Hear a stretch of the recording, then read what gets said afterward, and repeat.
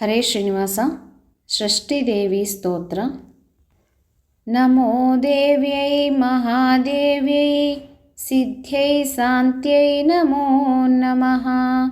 ಶುಭಾಯೈ ದೇವಸೇನಾಯೈ ಷಷ್ಠಿದೇವ್ಯೈ ನಮೋ ನಮಃ. ವರದಾಯೈ ಪುತ್ರದಾಯೈ ಧನದಾಯೈ ನಮೋ ನಮಃ.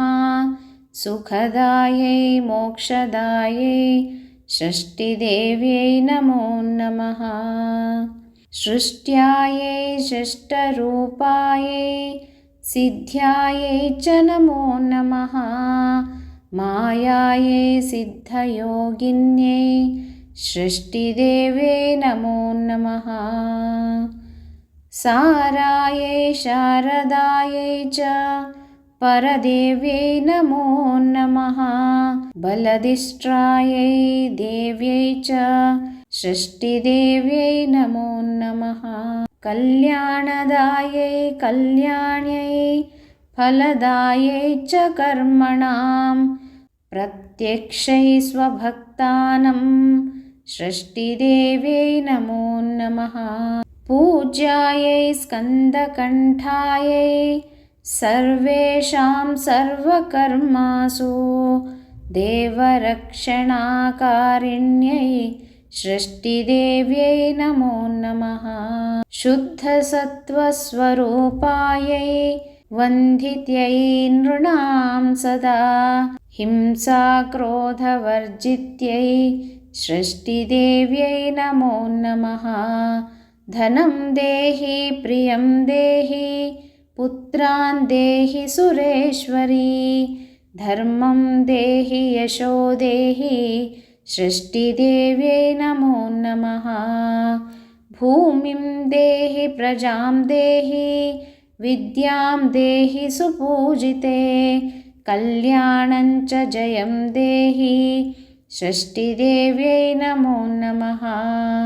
ಇತಿ ದೇವಿಂ ಚ ಸಂಸ್ತುತ್ಯೈ ಲೇಭೆ ಪುತ್ರಂ ಪ್ರಿಯಾವೃಥಾ. ಯಸವಿನಂ ಚ ರಾಜೇಂದ್ರಂ ಷಷ್ಠಿದೇವಿ ಪ್ರಸಾದತಃ. ಷಷ್ಠಿಸ್ತೋತ್ರಂ ಇದಂ ಪದಂ ಯಾ ಶೃಣೋತಿ ಚ ವತ್ಸರಂ. ಅಪುತ್ರೋ ಲಭತೆ ಪುತ್ರಾನ್ ವರಂ ಸುಚಿರಜೀವನಂ. ವರ್ಷಮೇಕಂ ಚ ಯಃ ಭಕ್ತ್ಯಾ ಸಂಯತೇದಂ ಶೃಣೋತಿ ಚ ಸರ್ವಪಾಪವಿನಿರ್ಮುಕ್ತ ಮಹಾವಂದ್ಯಾ ಪ್ರಸೂಯತೆ. ವೀರಪುತ್ರಂ ಚ ಗುಣೀನಂ ವಿದ್ಯಾವಂತಂ ಯಶಸ್ವಿನಂ ಸುಚಿರ್ ಆಯುಷ್ಮಂತಂ ಏವ ಷಷ್ಠಿಮಾತೃಪ್ರಸಾದದತ್.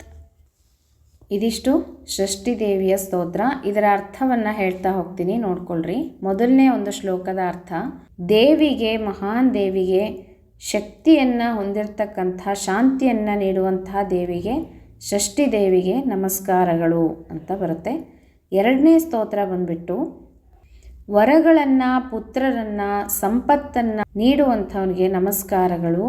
ಆನಂದ ಮತ್ತು ಮೋಕ್ಷವನ್ನು ನೀಡ್ತಕ್ಕಂಥ ಷಷ್ಠಿದೇವಿಗೆ ನಮಸ್ಕಾರ ಅಂತ ಹೇಳಲಾಗುತ್ತೆ. ಇನ್ನು ಮೂರನೇ ಶ್ಲೋಕ ಬಂದ್ಬಿಟ್ಟು ಸೃಷ್ಟಿಸುವವನಿಗೆ, 6 ಪಟ್ಟು ರೂಪಗಳನ್ನು ಹೊಂದಿರುವವನಿಗೆ, ಅತೀಂದ್ರಿಯ ಶಕ್ತಿಯನ್ನು ಹೊಂದಿರುವವನಿಗೆ ನನ್ನ ನಮಸ್ಕಾರಗಳು ಅಂತ ಬರುತ್ತೆ. ಮತ್ತು ಮಂಗಳಕರವಾದಂತಹ ಯೋಗಿಗೆ, ಷಷ್ಠಿದೇವಿಗೆ ನಮಸ್ಕಾರಗಳು ಅಂತ ಬರುತ್ತೆ. ನಾಲ್ಕನೇ ಸ್ತೋತ್ರ ಬಂದ್ಬಿಟ್ಟು ಸಾರಸ್ವತ ದೇವತೆಯಾದಂತಹ ಸರಸ್ವತಿ ಮತ್ತು ದೈವಿಕ ದೇವತೆಗೆ ನಮಸ್ಕಾರಗಳು ಅಂತ ಬರುತ್ತೆ. ಪುತ್ರರನ್ನು ಅನುಗ್ರಹಿಸುವವನಿಗೆ ನಮಸ್ಕಾರ ಅಂತ ಬರುತ್ತೆ. ಷಷ್ಠಿದೇವಿ ಎಂಬುವವನಿಗೆ ನಮಸ್ಕಾರ ಅಂತ ಈ ಸ್ತೋತ್ರದಲ್ಲಿ ಬರುತ್ತೆ. ಇನ್ನು 5ನೇ ಸ್ತೋತ್ರ ಬಂದ್ಬಿಟ್ಟು ಶುಭಕರವಾದಂಥ ಶುಭ ಕಾರ್ಯಕ್ರಮಗಳನ್ನು ಮಾಡುವವನಿಗೆ, ಫಲಗಳನ್ನು ನೀಡುವವನಿಗೆ ನಮಸ್ಕಾರಗಳು. ಅವರ ಮುಂದೆ ಇರುವಂಥ ಭಕ್ತರಿಗೆ, ಷಷ್ಠಿದೇವಿ ಎಂಬುವವರಿಗೆ ನನ್ನ ನಮಸ್ಕಾರಗಳು ಅಂತ ಬರುತ್ತೆ. ಇನ್ನು 6ನೇ ಶ್ಲೋಕ ಹೀಗೆ ಬರುತ್ತೆ: ಪೂಜಿಸಲ್ಪಡುವವಳು, ಸುಬ್ರಹ್ಮಣ್ಯನ ಪತ್ನಿಯಾದವಳು, ಎಲ್ಲ ಕಾರ್ಯಗಳಲ್ಲಿ ಎಲ್ಲರಿಗೂ ಸಹಾಯವನ್ನು ಮಾಡುವವಳು, ದೇವತೆಗಳನ್ನು ರಕ್ಷಿಸುವವಳು ಷಷ್ಠಿ ದೇವಿಗೆ ನಮೋಸ್ತುತೆ ಅಂತ ಹೇಳಿ ನಮಸ್ಕಾರಗಳು ಅಂತ ಬರುತ್ತೆ. ಇನ್ನು ಸಾತ್ವಿಕ ಗುಣಗಳು, ಶುದ್ಧ ರೂಪ, ನಮಸ್ಕಾರಕ್ಕೆ ಯೋಗ್ಯ ಮತ್ತು ಯಾವಾಗಲೂ ಜನರಿಗೆ ಸಹಾಯ ಮಾಡುವವರಿಗೆ ನಮಸ್ಕಾರಗಳು ಅಂತ. ಹಿಂಸೆ ಮತ್ತು ಕೋಪವನ್ನು ತೊಡೆದು ಹಾಕಲು ಷಷ್ಠಿ ದೇವಿಗೆ ನಮಸ್ಕಾರಗಳು ಅಂತ ಬರುತ್ತೆ. ನನಗೆ ಸಂಪತ್ತನ್ನು ಕೊಡು, ನನಗೆ ಪ್ರೀತಿಯನ್ನು ನೀಡು, ನನಗೆ ಪುತ್ರನನ್ನು ಕೊಡು, ಹೇ ದೇವಾದಿ ದೇವತೆ ನನಗೆ ಧರ್ಮವನ್ನು ನೀಡು, ನನಗೆ ಕೀರ್ತಿಯನ್ನು ನೀಡು, ಷಷ್ಠಿ ದೇವಿ ನಿನಗೆ ನಮೋಸ್ತುತೆ ಅಂತ ಬರುತ್ತೆ. ಇನ್ನು 9ನೇ ಸ್ತೋತ್ರ ಬಂದ್ಬಿಟ್ಟು ನನಗೆ ಭೂಮಿಯನ್ನು ಕೊಡು, ನನಗೆ ಸಂತತಿಯನ್ನು ಕೊಡು, ನನಗೆ ಜ್ಞಾನವನ್ನು ನೀಡು, ಹಾಗೆಯೇ ನನಗೆ ಐಶ್ವರ್ಯವನ್ನು ನೀಡು, ನನಗೆ ಜಯವನ್ನು ನೀಡು, ಷಷ್ಠಿ ದೇವಿ ನಿನಗೆ ನಮಸ್ಕಾರಗಳು ಅಂತ ಬರುತ್ತೆ. ಇನ್ನು 10ನೇ ಶ್ಲೋಕ ಬಂದ್ಬಿಟ್ಟು ಹೀಗೆ ಪ್ರಾರ್ಥಿಸಿದ ಪ್ರಿಯಾವ್ರತ ಸೃಷ್ಟಿದೇವಿಯ ಕೃಪೆಯಿಂದ ಪ್ರಸಿದ್ಧ ಮತ್ತು ರಾಜಪ್ರಭುತ್ವವನ್ನು ಪುತ್ರನನ್ನು ಪಡೆದರು ಅಂತ ಹೇಳ್ಬೋದು.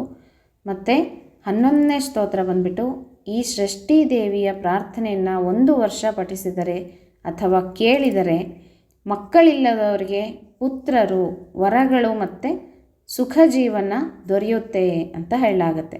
ಇನ್ನು 12ನೇ ಸ್ತೋತ್ರ ಬಂದ್ಬಿಟ್ಟು ಸರ್ವ ಪಾಪಗಳು ವಿಮುಕ್ತಿಯಾಗುತ್ತೆ ಈ ಒಂದು ಸ್ತೋತ್ರವನ್ನು ಹೇಳೋದ್ರಿಂದ ಅಂತ. ಇನ್ನು 13ನೇ ಸ್ತೋತ್ರ ಕೊನೆಯದಾಗಿ ಬಂದ್ಬಿಟ್ಟು ಇದನ್ನು 1 ವರ್ಷ ಪೂರ್ಣ ಯಾರು ದೀರ್ಘವಾಗಿ ಹೇಳೋದು ಅಥವಾ ಕೇಳೋದು ಮಾಡ್ತಾರೋ ಎಲ್ಲ ಪಾಪಗಳಿಂದ ನಾಶ ಆಗ್ತಾರೆ ಮತ್ತು ಬಂಜೆತನ ನಿವಾರಣೆ ಆಗುತ್ತೆ. ವೀರ ಮಗನಿಗೆ ಜನ್ಮವನ್ನು ನೀಡ್ತಾಳಂತೆ ಹೆಣ್ಣು. ಈ ಒಂದು ಷಷ್ಠಿ ದೇವಿಯ ಸ್ತೋತ್ರ ಇಷ್ಟೆಲ್ಲ ಮಹಿಮೆಯನ್ನು ಪಡೆದಿದೆ ಸ್ನೇಹಿತರೆ. ಹಾಗಾಗಿ ಎಲ್ಲರೂ ತಪ್ಪದೇ ಪಾರಾಯಣ ಮಾಡಿರಿ, ನಾಳೆ ದಿವಸ ಹೇಳ್ಕೊಳ್ರಿ. ಇದರಲ್ಲೇ ಬಂದಿದೆ ವರ್ಷ ಪೂರ್ತಿ ಯಾರು ಹೇಳ್ತಾರೋ ಅಂಥವ್ರಿಗೆ ಸಂತಾನ ಭಾಗ್ಯ ಖಂಡಿತವಾಗಿ ಆಗುತ್ತೆ ಅಂತ. ಅದಕ್ಕೋಸ್ಕರ ಇದನ್ನು ನಾನು ಬರೆದು ಹಾಕಿರ್ತೀನಿ, ನೋಡ್ಕೊಳ್ರಿ. ಸಂತಾನ ಭಾಗ್ಯಕ್ಕಾಗಿ, ಸಂಪತ್ತಿಗಾಗಿ, ಐಶ್ವರ್ಯಕ್ಕಾಗಿ ಮತ್ತು ಭೂಮಿಯ ಲಾಭವನ್ನು ಪಡಿಲಿಕ್ಕಾಗಿ ಮನೆ ಕಟ್ಟೋದು, ಸೈಟ್ ತೊಗೊಳ್ಳೋದು, ಈ ಥರದ್ದೇನಾದರೂ ಆಸೆಗಳಿದ್ರೆ ಅದಕ್ಕೋಸ್ಕರನೂ ಈ ಒಂದು ಸ್ತೋತ್ರವನ್ನು ದಿನನಿತ್ಯವಾಗಿ ಒಮ್ಮೆ ಹೇಳಿದ್ರೆ ಸಾಕು, 1 ಸಲ ಹೇಳಿದ್ರೆ ಸಾಕು. ಹೀಗೆ ಎಲ್ಲ ಇಷ್ಟಾರ್ಥಗಳು ಈ ಒಂದು ಸ್ತೋತ್ರದಿಂದ ಸಿದ್ಧಿಯಾಗುತ್ತೆ.